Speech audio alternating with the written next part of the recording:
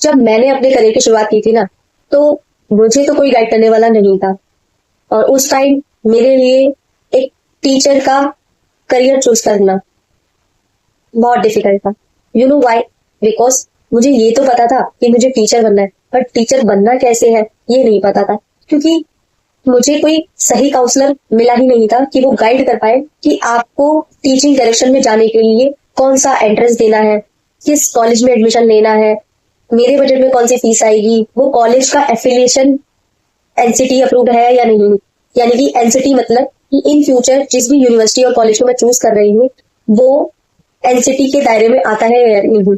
यानी कि in future जब मैं गवर्नमेंट जॉब के लिए अप्लाई करूंगी तो वो यूनिवर्सिटी का वैलिडेशन जो बहुत मैटर करता है वो भी सही होना उतना ही जरूरी है। क्योंकि जो 3 साल 5 साल मैंने अपनी स्टडी में लगाए, अगर वो एप्लीकेशन सही नहीं हुआ तो मेरा तो वेस्ट हुआ ना।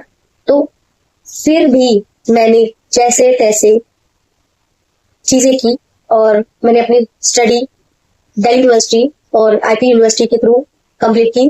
दोनों ही यूनिवर्सिटी काफी जानी मानी है, एज यू नो दैट। और मैं एक आज अच्छे प्लेस पे जॉब भी कर रही हूँ और कॉलेज का एक्सपीरियंस भी ले चुकी हूँ।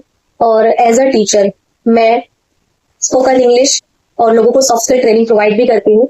और आज मैं लाखों स्टूडेंट को करियर गाइडेंस भी दे चुकी हूँ, बिकॉज मैंने कॉलेज में एज अ करियर काउंसलर भी 4 to 5 years वर्क किया है। सो मैंने तो जैसे जैसे अपने करियर को एक सही डायरेक्शन में बढ़ा लिया। Now it's your turn. If you are facing any kind of problem career को चूज करने में, कोई भी दिक्कत आ रही है, so you can take free career counselling session by me. I will give you some guidance according to your skill, which skills you suits और which career you want to choose। Counselling session का benefit ये होता है कि आप actual में अपने interest को काउंसलर के सामने रख पाते हो, अपनी प्रॉब्लम को बता पाते हो और एक्चुअल में आपको किस चीज में इंटरेस्ट है उसी के बेस पे अगर आप अपने करियर को चूज करते हो तो आप एक दिन अपनी मंजिल तक पहुंच जाते हो, क्योंकि उस चीज में आपका खुद का इंटरेस्ट होता है।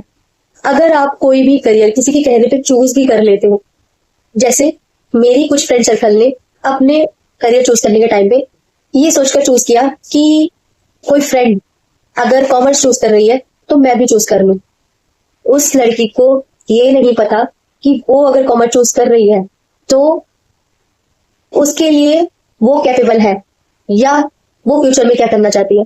बट वो लड़की जो दूसरे फ्रेंड को देखकर करियर चूज कर रही है, क्या वो लड़की सेम एज इट इज उतनी ही कैपेबल है जितनी उसकी फ्रेंड है? तो कभी भी अपने करियर को फ्रेंड को देख करके चूज नहीं करना चाहिए, क्योंकि फ्रेंड्स लाइफ तक साथ नहीं रहते।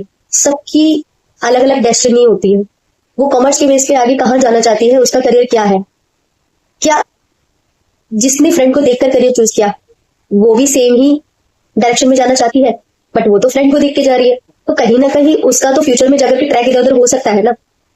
तो ये कॉमन प्रॉब्लम ना हो और आप सही डायरेक्शन में जाओ, तो इसके लिए थिंक फर्स्ट कि एक्चुअल में आप क्या करना पसंद करते हो, आपकी क्या स्किल्स है, फ्यूचर में आप अपने आप को कहाँ देखते हो।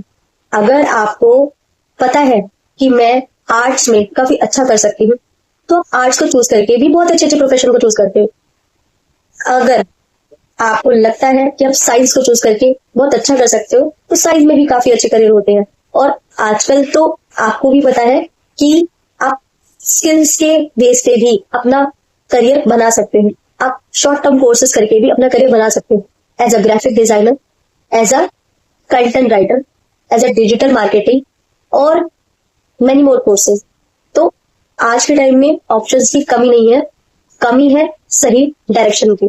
So don't choose your course और करियर कि मेरे फ्रेंड ने ये लिया है तो मैं भी ये लूंगी, ऐसा नहीं होना चाहिए।